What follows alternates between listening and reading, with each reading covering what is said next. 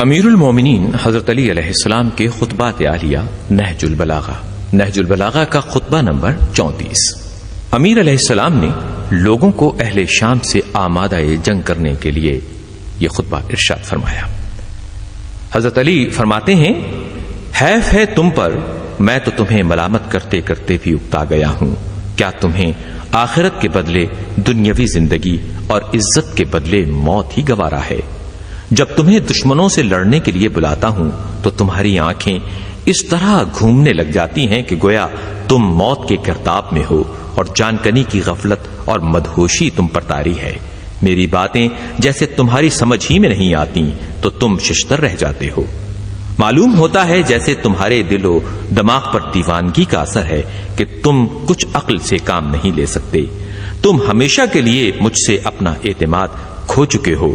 نہ تم کوئی قوی سہارا ہو کہ تم پر بھروسہ کر کے دشمن کی طرف رخ کیا جائے، اور نہ تم عزت و کامرانی کے وسیلے ہو کہ تمہاری ضرورت محسوس ہو۔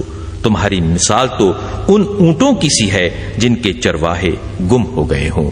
اگر انہیں ایک طرف سے سمیٹا جائے تو دوسری طرف سے تتر بتر ہو جائیں گے۔ حضرت علی ارشاد فرماتے ہیں، خدا کی قسم تم جنگ کے شعلے بھڑکانے کے لیے بہت برے ثابت ہوئے ہو۔ تمہارے خلاف سب تدبیریں ہوا کرتی ہیں اور تم دشمنوں کے خلاف کوئی تدبیر نہیں کرتے۔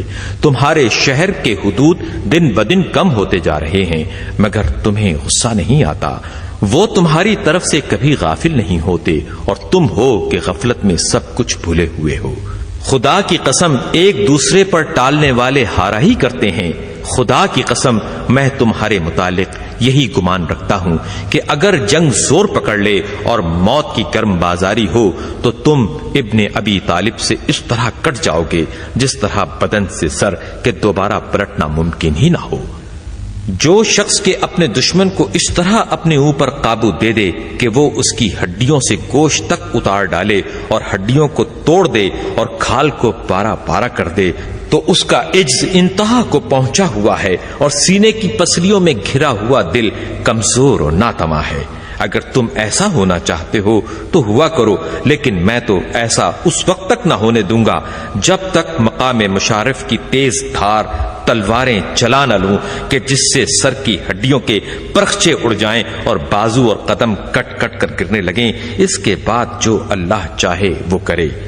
امیر المومنین حضرت علی علیہ السلام اپنے اس خطبے میں ارشاد فرماتے ہیں، اے لوگو، ایک تو میرا تم پر حق ہے اور ایک تمہارا مجھ پر حق ہے کہ میں تمہاری خیر خواہی پیش نظر رکھوں اور بیت المال سے تمہیں پورا پورا حصہ دوں اور تمہیں تعلیم دوں کہ تم جاہل نہ رہو، اور اس طرح تمہیں تہذیب سکھاؤں کہ جس پر تم عمل کرو، اور میرا تم پر یہ حق ہے کہ بیعت کی ذمہ داریوں کو پورا کرو اور سامنے اور پس پشت خیر خواہی کرو۔ جب بلاؤں تو میری صدا پر لبیک کہو اور جب کوئی حکم دوں تو اس کی تعمیل کرو۔